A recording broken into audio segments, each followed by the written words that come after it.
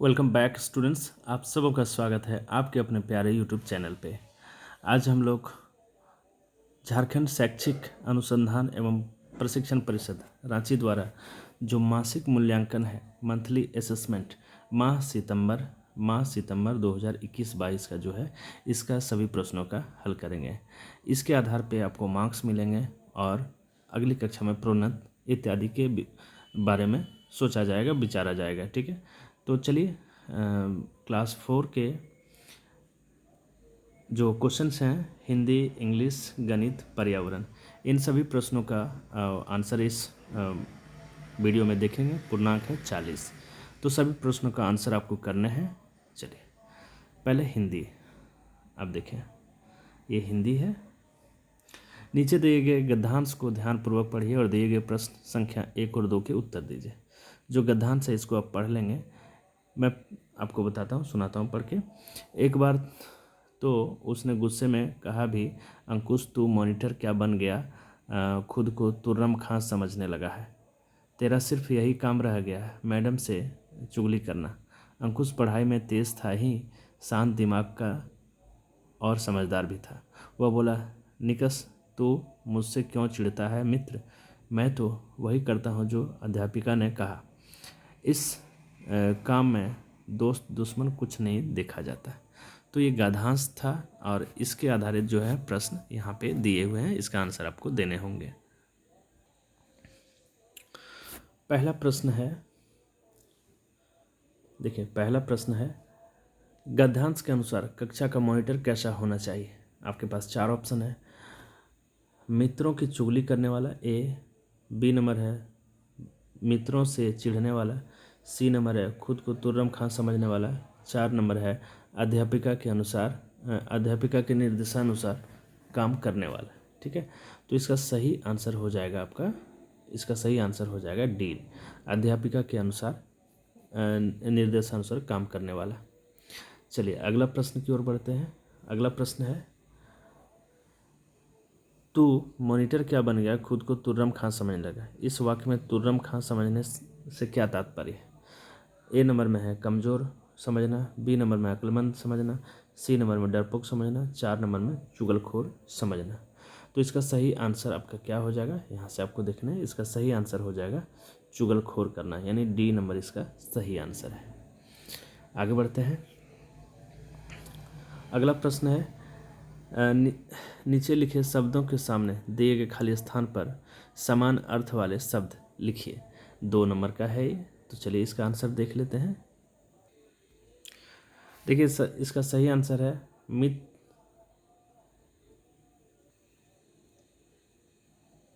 देखिए इसका सही आंसर है मित्र का दोस्त, कीमती बहुमूल्य, पानी जल, मदद सहायता। ये सभी आंसर हैं नंबर 3 के। आप इसे नोट कर लेंगे और काम आएगा इसको आपके आंसर लिखने में। चलिए आगे बढ़ते हैं। अगला प्रश्न जो है वो अगला प्रश्न है, निम्नलिखित वर्णों से युक्त एक एक शब्द लिखिए और उस शब्द से एक एक वाक्य भी बनाइए। देखिए ड़ा और ढ, 2 यहाँ पे वर्ण है और इससे आपको शब्द बनाने हैं और फिर शब्द से आपको वाक्य बनाना है। चलिए इसका आंसर भी देख लेते हैं। देखिए ड़ से झगड़ा शब्द बना और झगड़ा से आप वाक्य बना सकते हैं, हमें झगड़ा नहीं करना चाहिए। ड़ से झगड़ा बना और इसका वाक्य बन जाएगा, हमें झगड़ा नहीं करना चाहिए। चलिए अगला जो है ढ, अगला जो है वो ढ है और ढ का अक्षर बना है ढ से पढ़ाई। तो इसका वाक्य जो है वाक्य बनेगा, हमें रोज़ पढ़ाई करनी चाहिए, हमें रोज़ पढ़ाई करनी चाहिए। चलिए बहुत अच्छा, आगे बढ़ते हैं। अगला प्रश्न की ओर जाते हैं हम लोग। अब अंग्रेजी के प्रश्न हैं, अंग्रेजी के प्रश्न हैं यहाँ पे, अंग्रेजी विषय आगे। Read the lines given below and answer the questions that follows. यहाँ पे जो लाइन दिया है इसको पढ़ना होगा। देखिए, uncle said Japan is called the land of rising sun because it is the eastern country on the globe. The rays of the sun fall first on Japan and later on other parts of the globe. ठीक है, ये आपने line को पढ़ लिया। इसी से related आपको यहाँ पे सवाल हैं। चलिए पहला सवाल है, देखें, why is Japan called the land of rising sun? Choose a suitable answer from the given options. देखिए पहला ऑप्शन है because the rays of the sun fall first on India and later on Japan.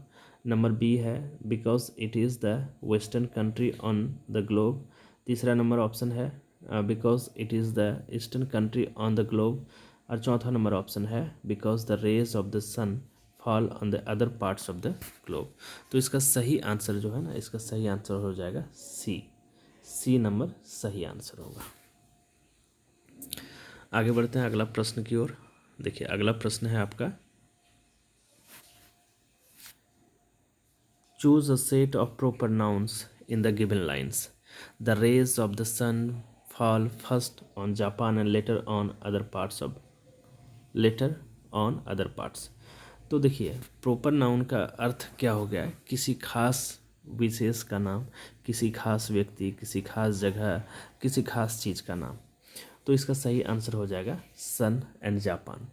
तो देखिए सन जो है सूरज का नाम है और जापान देश का नाम है, तो ये दोनों प्रॉपर नाउन है।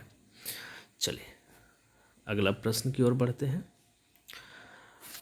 अगला प्रश्न है, why are the people of Japan so healthy? यानी जापान के लोग जो है ना इतने हेल्दी क्यों हैं, इतने स्वस्थ क्यों हैं, इसका क्या कारण है? चलिए इसका आंसर देख लेते हैं। देखिए इसका सही answer, people of Japan are so healthy because they are very health conscious. देखिए जापान के लोग ना काफ़ी हेल्दी हैं क्योंकि अपने हेल्थ को लेकर के काफ़ी ज़्यादा वो कॉन्शियस रहते हैं। They like to take organic grains and balance diet.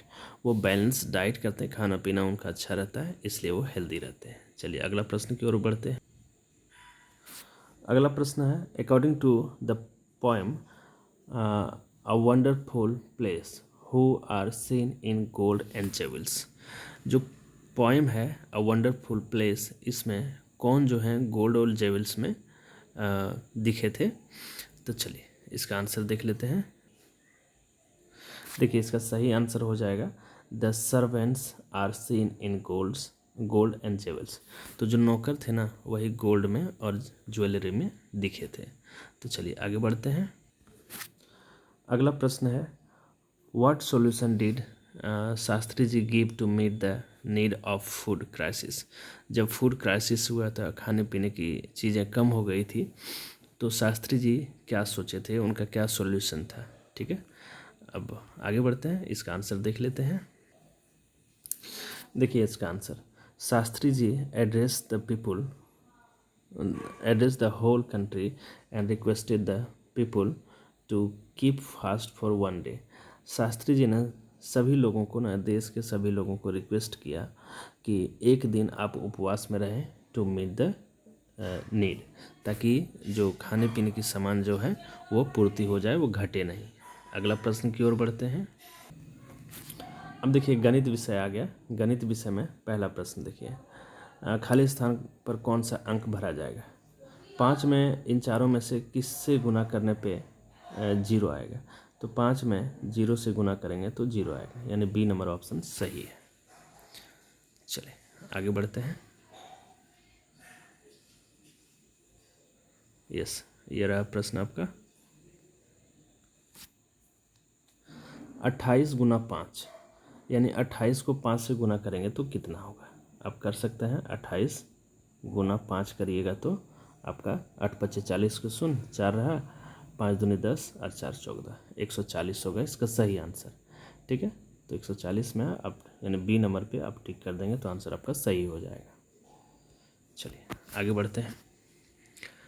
अगला प्रश्न है, 472 को 7 से गुना करने पर गुणनफल क्या होगा?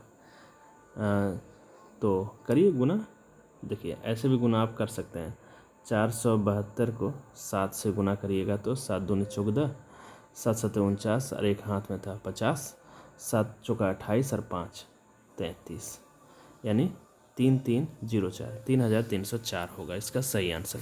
आप इसे लिख सकते हैं, इसको आप नोट कर लें, रेड से मैंने जो किया हुआ है इसको नोट कर लें। चलिए बहुत अच्छा।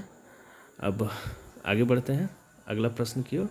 चौथा प्रश्न है 25 गुना 125 कितना होगा। 25 गुना 125 कितना होगा, तो इसका आंसर देख लेते हैं।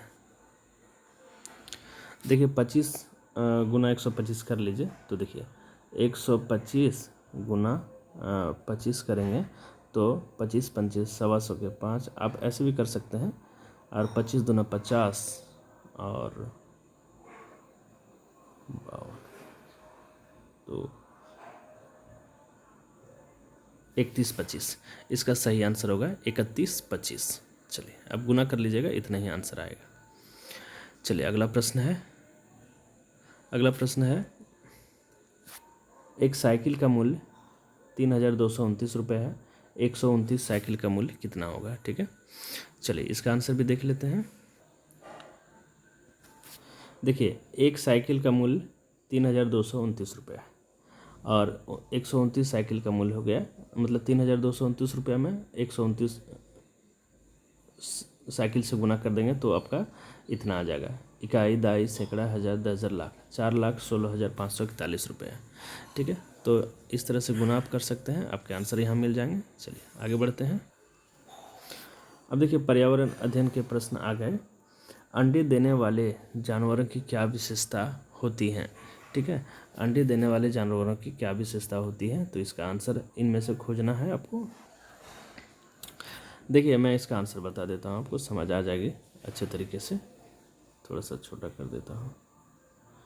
देखिए उनके कान बाहर से दिखाई नहीं देते हैं और उनके शरीर पर बाल भी नहीं होते, तो ऑप्शन नंबर सी आप लगा देंगे तो सही हो जाएगा, ठीक है। आगे बढ़ते हैं। अगला प्रश्न है पक्षियों के घोंसले के बहुत पास नहीं जाना चाहिए, नहीं उसे छूना चाहिए, ऐसी सलाह दी जाती है। क्या सलाह दी जाती है? पक्षी घोंसले में नहीं आते। यदि आप छुएंगे और उसके पास जाएंगे तो पक्षी जो है घोंसले में नहीं आएगा, तो आंसर नंबर सी सही होगा। चलिए अगला प्रश्न की ओर बढ़ते हैं। कम से कम 4 ऐसे पौधों का नाम लिखिए जिनकी जड़ें खाई जाती है। तो जिनकी जड़ें खाई जाती है कौन कौन से हो सकता है? गाजर, मूली, ठीक है, गाजर मूली हो गया। और क्या क्या हो सकते हैं? शलजम, ठीक है।